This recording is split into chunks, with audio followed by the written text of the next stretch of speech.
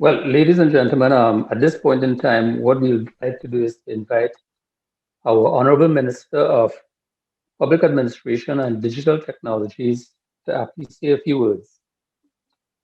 So, Honorable Minister, over to you. Good morning, Chair. Thank you very much. Good morning, ladies and gentlemen.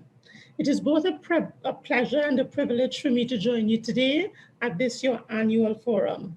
I wish to thank the organizers of this event, the Trinidad and Tobago Multi-Stakeholder Agency Group, for extending an invitation to me to deliver the keynote address.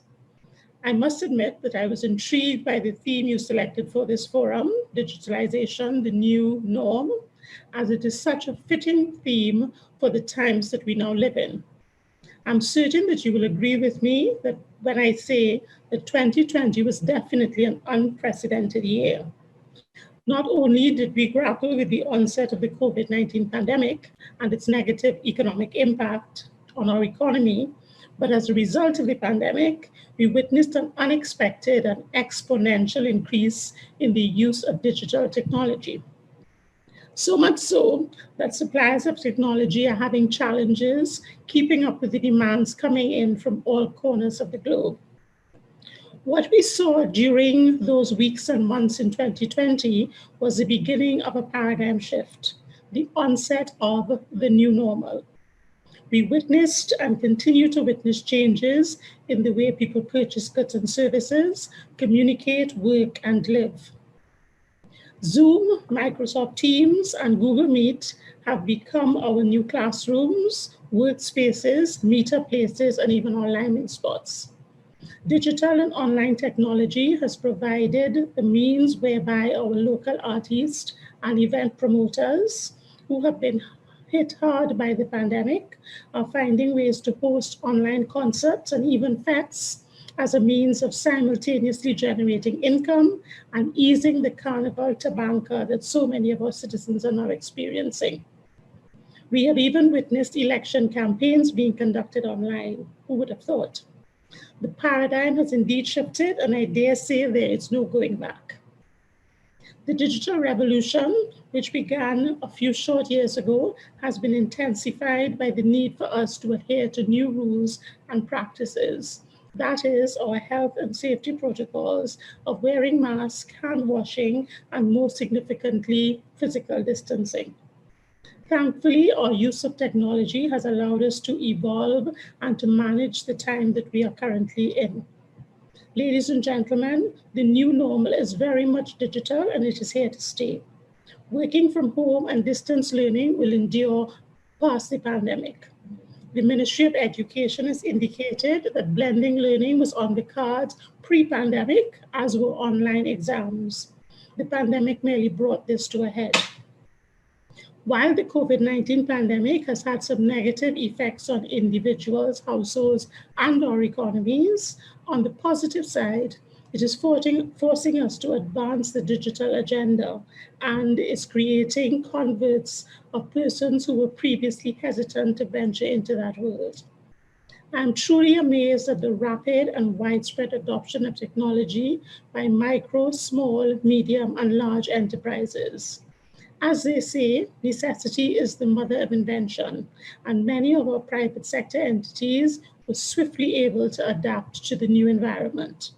The range of online applications and solutions has grown exponentially to the point where we have difficulty imagining now how we survive without options like Skip the Line, Drop TT, WePay, and Employ TT. I'm particularly proud of Employ TT, which was developed by tertiary level students who participated in a hackathon hosted in 2019 by TTIGF TT. Just imagine the impact on our economy if we seek to harness the technological capabilities of our young people and future entrepreneurs. And having imagined it, we must now set out to achieve it. And GOT, the government of Trinidad and Tobago, has a plan to do just that. Let me reassure everyone that the government has placed the development of a digital Trinidad and Tobago at the forefront of its development agenda. A fully digital Trinidad and Tobago is central to growth and diversification of our economy. As the Minister with responsibility for digital transformation, I am keenly aware of how mammoth and multifaceted a task that is, with the most challenging aspect of it being transforming the way people, especially our public servants, approach their duties. The public service is not known for its agility, and that is exactly what a digital world requires. But this is not just a public service issue. It will require the involvement and engagement of us all, from the doubles vendor who must be prepared to shift to an e-payment system, to Granny who will need to embrace e-applications and e-banking. A digital Trinidad and Tobago will only be achieved when ICT becomes a major feature of the fabric of our economy, society, and governance mechanisms. In short, ICT must become as Trinbagonian as carnival, roti, and crab and dumpling. It must play a fundamental role as both an enabler of national development as well as a sector for economic diversification. In that way, ICT will not only enhance service delivery, improve the ease of doing business, and improve citizen satisfaction, but it will also provide our people with the means to participate in and contribute to the development of our country. Now, there are those among us who will say that this is not attainable given our current economic climate and culture.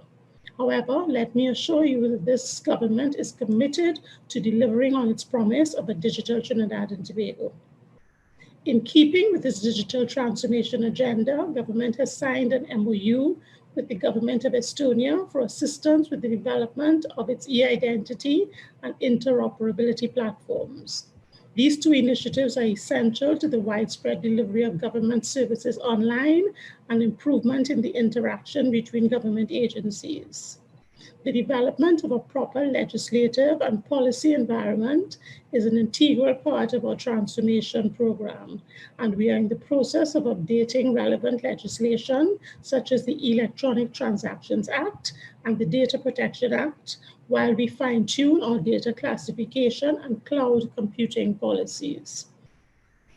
Additionally, government has already introduced measures to ensure that everyone has access to the digital platform, from removing taxes on devices to making devices available to the most vulnerable, to building out access centers and making Wi-Fi available in remote and vulnerable areas. Since last we spoke, the TT Wi-Fi service has been extended to 26 more locations nationwide, inclusive of 15 libraries in both Trinidad and Tobago. It is available in 4 of our major bus terminals, as well as the ferry and water taxi terminals. On the inaugural trip to Tobago last week on the APT James, I was pleasantly surprised at the quality of the connection throughout the voyage. Government has also made some headway in online services, including e-tax, the U-turn system, birth and death certificate applications, travel exemptions, develop TT, which is the construction approval process, to name a few.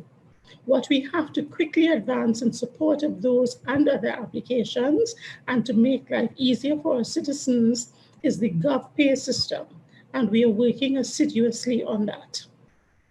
More than ever, our digital transformation program is focused on leveraging digital platforms and information to better serve citizens, residents, visitors, and businesses. However, we need your help. Everyone has a role to play in our digital journey, and organizations such as yours can play a pivotal role in getting us to the end game that we are seeking to arrive at. We need all parties on board if we are to modernize the public service and make Trinidad and Tobago a digital nation. Digital transformation is not the work of one ministry. We all need to work collaboratively to affect meaningful change. As I close, I thank the organizers of the forum for inviting me. I look forward to working with you throughout the year and the coming years to ensure that we swiftly and effectively develop digital Trinidad and Tobago. I thank you and I wish you all the best in your deliberations over the next 2 days. Thank you very much, Honourable Minister. One phrase that you made actually resonated very well with me. Everyone has a role to play. And it's not really a situation of pointing fingers, but all of us actually getting involved to actually make this digitalization a actually a success, make it a reality.